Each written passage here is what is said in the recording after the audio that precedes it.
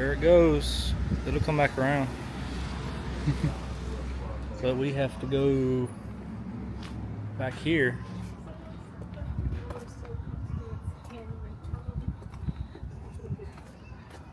So we are here in Mount Airy, North Carolina. Yeah, whoa, but careful. Mount Airy, North Carolina. Just had the best burger at Barney's Cafe.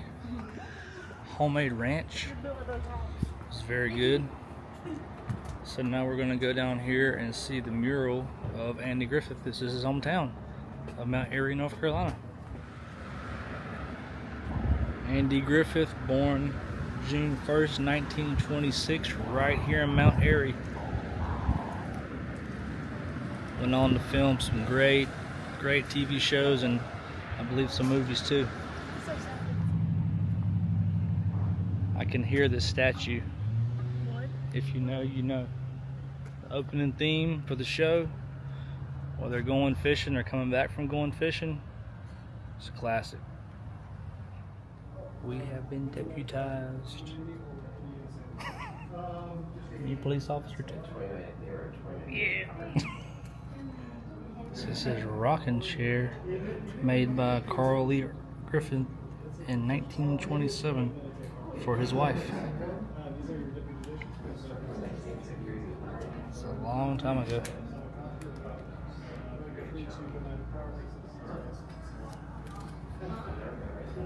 Very vintage.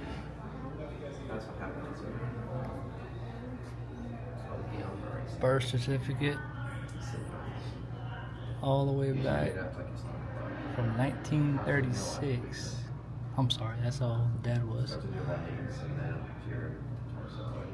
All the way back, yeah, 1926. Slingshot made by his father.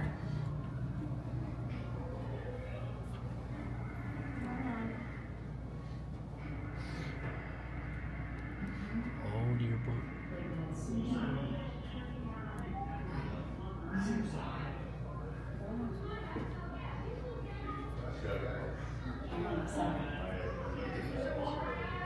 No Time for Sergeants, starring Andy Griffith with Myron McCormick.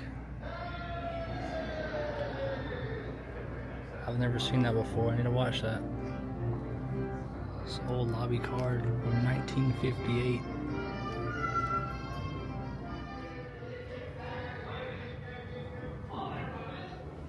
Martin D18 Signature Edition guitar. As a way to honor his contribution to acoustic, country, gospel, and bluegrass, they produced this guitar and released it beginning in 2004. Don Knotts, legend. This is Salt and Pepper Soup.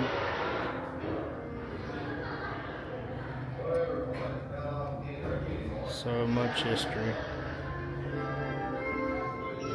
Otis Campbell's suit, necktie, and hats, worn by Hal Smith for his portrayal from 1960 to 1966. And the necktie was worn with his suit during his later years of doing personal appearances as Otis. So he wore it beyond the show.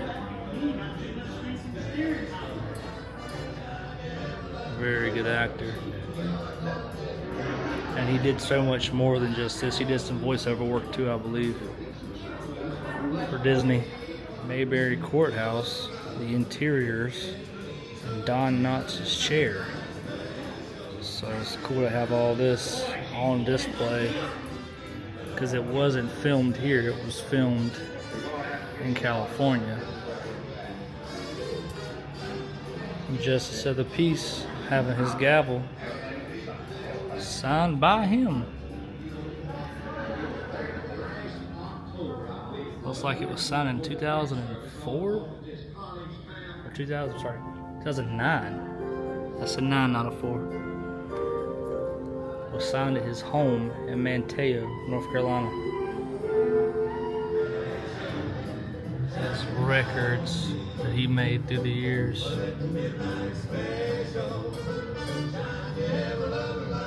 I'm pretty sure I remember having that, or I saw a copy of it before, narrated by Andy Griffith.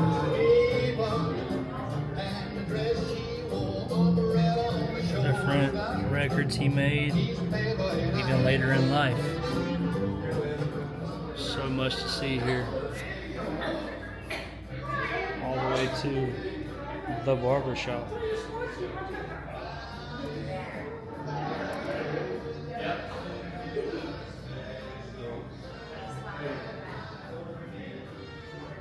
There's some awards on display. TV Land Legend Award and TV Land Favorite Second Banana Award that was held in 2003. You think I can fit there? I don't think so. Yeah, I can because I'm skinny. Comic book. I did not know there was an Andy Griffith comic book. 1963. That's cool.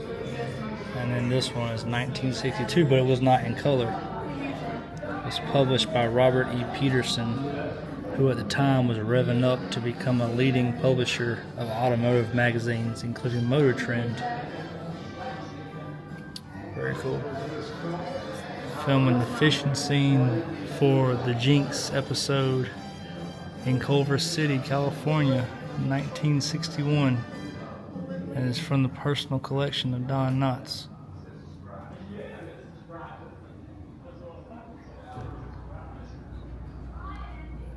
Clock. It's the same kind, not the same one, but the same kind that was seen on Emmett's Fix-It Shop wall in several episodes. You got Charlene Darling's dress and sweater worn by Maggie Peterson. And if you know, Denver Powell from Dukes of Hazzard played her dad, who was Mr. Darling, and he was the leader of the jug band that tried to sneak in the hotel through the window to avoid paying the full price of the rooms. And every time they would play, would sneak up there, and then they'd have to leave out the window. And that one episode where Andy figures it out and he's outside waiting on them as they're climbing out the window one at a time. It's a good episode. Matlock Case. Making the Case.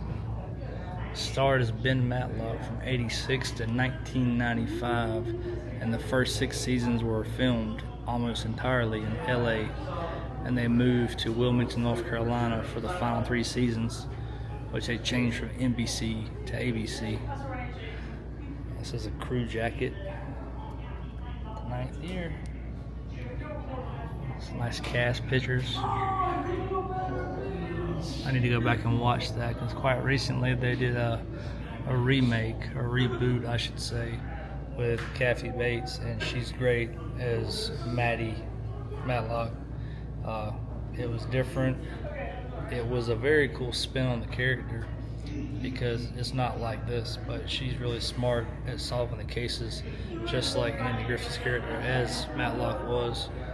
But yeah, so this is a suit, a chair, and a prop doll. It was one of a kind from 92 to 95, made by the prop master. Kind of scary, kind of spooky. And this chair was Andy Griffith's chair. It was a gift from him and his wife. And this is his suit that he wore as the attorney, Ben Matlock. A lot of good props. His actual sheriff's shirt from the show, and indicates it was tailored completion of 1966, and a letter of authenticity from him from 2008.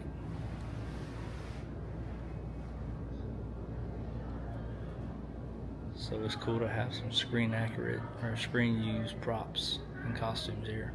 Very neat. Justice of the Peace, puzzle sets, hats, Merchandise, as Mel Brooks said, merchandise. We put it on everything, even the game. It looks a lot like Monopoly. Lunch boxes, trading cards, even money.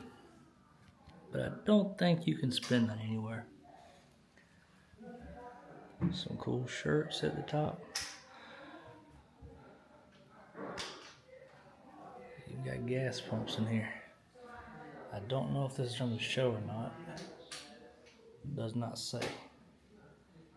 But it's definitely old-timey, like from the show.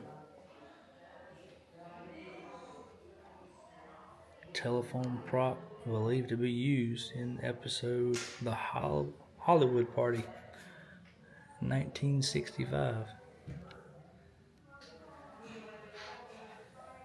So some of this has been authenticated, I guess, and some has not been, because some stuff, I guess, is just too hard to know for sure. But the watch was a gift from Andy, and it was his 1962 Hillbros band wristwatch. More scripts on display, as well as some production stills. And they actually have this cart outside, or at least one like it. Hard to tell if this is a real one because it looks pretty big with Don Knotts in it, and that one did not look nearly that big. So they're a replica, pint-sized replica of Andy's home place. It was made by Haley Simpson in Fayetteville in 2009 in the 7th grade. It's a tiny scale, but we'll just see the real thing real soon. And that's her in front of his childhood home on 711 East Haymore Street. It's detailed. Took a long time, I bet. They won first place out of the entire 7th grade and was awarded second place by the North Carolina Museum of Art. We made it to the Mayberry courthouse. I'm gonna pay this traffic ticket. I'll pretend that I'm Otis. Otis goes to jail because he's always drinking. Shut him in here, they lock him, and he stays the night and he sleeps it off. Whoa, this is springy.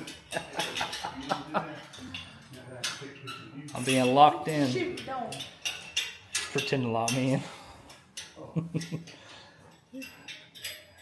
Get drunk and come in here and sleep it off. Put him back on the wall. I'll show you what he does. So once he gets arrested and they put him in here, he stays the night. And then he reaches it. No, listen. Then he reaches in here and he gets the key out. I can't do it right. And then, click clack, he lets himself out of the cell. Why would they ever do that? He lets himself out of the cell. Look in the vent. And then he goes home. Someone's Just a little critter in And there. he does it again the next day. That's crazy. Yep. That's how it was in small town America. You want me to take a picture? Come in this one here. I don't know if Otis, I don't remember if he was the corner cell, because this is in the corner, or if it was the other one. I don't know. It's set up the same as it was in the show exactly, but What the heck is this thing? that's a record player. Oh. But yeah, he would get arrested even, and they lock the door, and he'd reach on the wall, get the key out, reach to the bars, unlock it, let himself out. Prison is not this nice to stay. No, I don't think so. I'm talking to you, Maya. Oh. I know you're watching. Oh. And now we go to the Mayberry Hotel, and let's see what's inside of here. Maybe there is a vacancy. So, one of my favorites. It's actually covered in wasps, because I'm pretty sure there's wasp nest inside. Is the Darlings, I like where it. Denver Pyle plays Mr. Darling, leader of the band, and they try to get a deal on the hotel room in the most mischievous way possible. We got Wally's tow truck out here. Pick you up if you break down. You never know. Also, service stations up front. Fill her up. I need to get some gas, but I think they're out. So, yeah, this is neat. A lot to see out here. If only prices were like this again. That ain't gonna happen. Batteries for $12.50. A wash for $2. It might be about $10 to wash a car on the basic level nowadays for the drive-through. Just got an ice cold Cheerwine at Wally's. I'm gonna go see Mr. Darling and see if he has any moonshine. We'll see. I went to see him, but he wasn't home. Maybe next time. But no, this is really cool to come out here and see all this. This was inspiration for the show set in Mayberry. Last stop takes us to Andy Griffith's home place from 1935 to 1966. It is an Airbnb, so you can call and make reservations and stay the night. But yeah, this was his house for many years. It's right here on the corner of the main thoroughfare. It's pretty cool. I'll have to come back and stay here one day.